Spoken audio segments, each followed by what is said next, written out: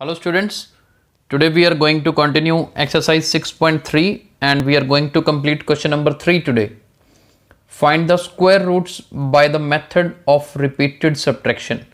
Repeated subtraction method use करके इन दोनों parts का स्क्वायर रूट निकालना है. सबसे पहले तो हमें क्या रिवाइज करना है. हमने फर्स्ट एक्सरसाइज में एक कंसेप्ट पढ़ा था कि जैसे 1 + 3 + 5 ये देखो क्या बनता है 9 बनता है राइट. और 9 बनता है देखो 1 से शुरू हो गए 3 odd numbers, first 3 odd numbers की एडिशन की तो 9 आया और 9 होता है परफेक्ट स्क्वायर राइट. तो मतलब हमने पढ़ा था कि अगर successive odd numbers starting from 1 अगर उनकी एडिशन करें तो जितनी टर्म्स होती हैं, जैसे 3 टर्म्स हैं तो 3 का स्क्वायर 9 बनेगा. और यही अगर 5 के बाद नेक्स्ट 7 भी ले लें तो ये 4 का स्क्वायर बनता है, यानी कि 16 होता है राइट. तो इसका मतलब अगर ये टर्म्स n है तो परफेक्ट स्क्वायर कौन सा बनेगा, n² बनेगा. ये कंसेप्ट यहां पर यूज होगा. अब रिपीटेड सब्ट्रैक्शन का मतलब क्या है, ध्यान से देखना आप.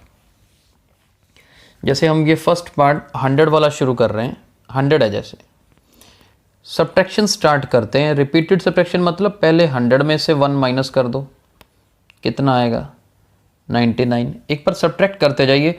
जैसे हमने ओड नंबर्स की एडिशन की थी ना, अब ओड नंबर्स सब्ट्रैक्ट करने हैं. चलिए 1 माइनस किया तो 99. अब जो 99 बना है उसमें से 3 माइनस कर देते हैं 96. एक एक स्टेप आगे बढ़ते जाना है.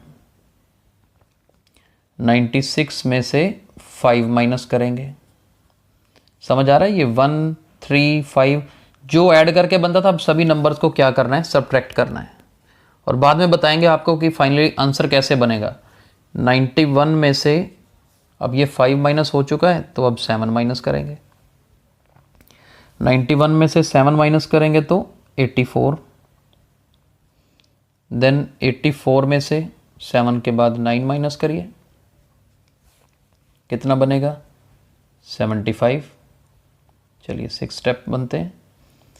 75 में से 11 माइनस होगा. 9 के बाद अगला ओड कौन सा आता है 11. 75 में से 11 माइनस करेंगे तो 64. चलिए नेक्स्ट चलते हैं 7th स्टेप पे. 64 में से 11 के बाद 13 माइनस करेंगे जी, ये बनेगा हमारे पास 51. और आगे चलते हैं. 51 में से 13 के बाद नेक्स्ट ओड टर्म है 15. तो यहाँ से 51 में से हमें 15 माइनस करना है जी, क्या बनेगा 36. चलिए 9th स्टेप देखते हैं. 36 में से 15 के बाद वाला जो ओड आता है वो आता है 17. इसे माइनस करेंगे तो क्या बनेगा जी, देखते हैं, ये बनेगा 19. और 10th स्टेप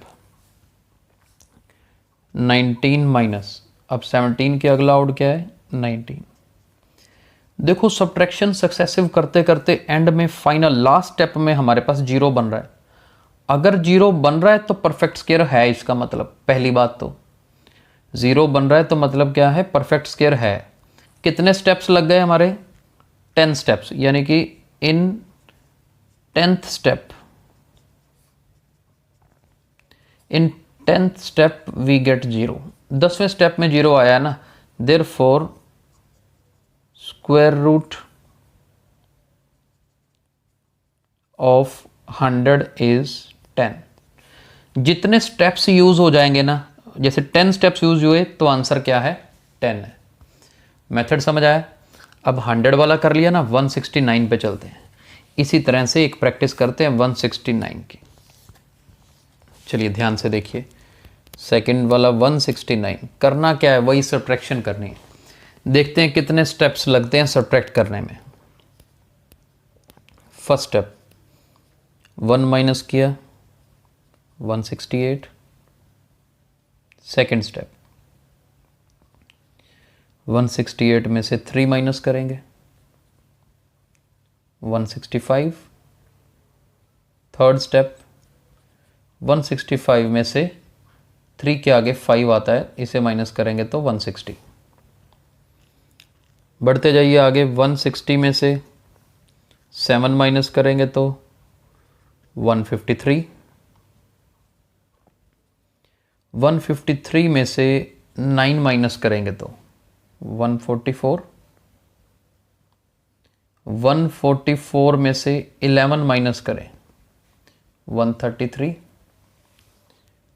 चलिए सेवंथ स्टेप, 133 में से 13 माइनस करें